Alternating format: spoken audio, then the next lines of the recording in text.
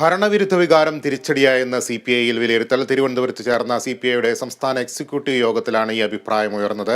അവലോകന റിപ്പോർട്ടിൽ മുഖ്യമന്ത്രിയെ കുറ്റപ്പെടുത്തേണ്ട എന്നാണ് ധാരണ. വിവരങ്ങൾ സൂര്യഗായത്രി നൽകും. സൂര്യ, CPIയുടെ സംസ്ഥാന കൗൺസിൽ ചേരാനിരിക്കെയാണ് എക്സിക്യൂട്ടീവിൽ ഇത്തരത്തിലൊരു വിമർശനം ഉയർന്നു എന്നത്.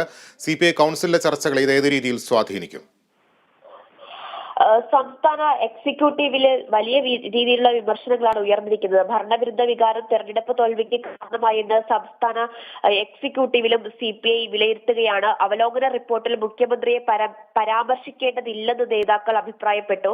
സാമുദായിക വിഭജനം തിരിച്ചറിഞ്ഞ് പ്രവർത്തിക്കാൻ പാർട്ടിക്കും മുന്നണിക്കും കഴിഞ്ഞില്ലെന്ന് വിമർശനം ഉയർന്നുണ്ട്. അതായത് കഴിഞ്ഞ ലോക്സഭാ തെരഞ്ഞെടുപ്പിൽ ഈ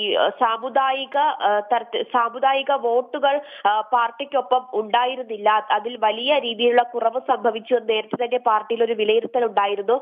തിരുവനന്തപുരത്തെ സംബന്ധിച്ചിടത്തോളം ആറ്റിങ്ങൽ മണ്ഡലത്തിലൊക്കെ തന്നെ ഈഴവ വോട്ടുകൾ തങ്ങൾക്ക് ലഭിച്ചില്ല എന്ന വിലയിരുത്തൽ പാർട്ടിക്കുള്ളിൽ തന്നെ ഉണ്ടായിരുന്നു. ആ ഘട്ടത്തിലാണ് സാമുദായിക വിഭജനം തിരിച്ചറിഞ്ഞ് പ്രവർത്തിക്കാൻ പാർട്ടിക്കും മുന്നണിക്കും കഴിഞ്ഞില്ല എന്നൊരു വിമർശനം CPIയിൽ ഉയർന്നിട്ടുള്ളത്.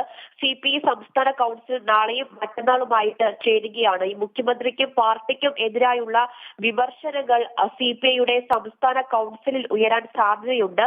ഏറ്റവും പ്രധാനപ്പെട്ട കാര്യം വരുന്ന തദ്ദേശ നിയമസഭാ തെരഞ്ഞെടുപ്പുകളിലേക്കുള്ള ഒരു മുന്നൊരുക്കം, പാർട്ടിയിൽ വരുത്തേണ്ട മാറ്റങ്ങളൊക്കെ തന്നെ പ്രധാന ചർച്ചയാകും. CPI സംസ്ഥാന കൗൺസിൽ അടക്കം വലിയ രീതിയിലുള്ള വിമർശനങ്ങൾ ഈ കഴിഞ്ഞ ലോക്സഭാ തെരഞ്ഞെടുപ്പുമായി ബന്ധപ്പെട്ട് ഉയർന്നു വരാനുള്ള സാധ്യതയും നിലവിലുണ്ട്.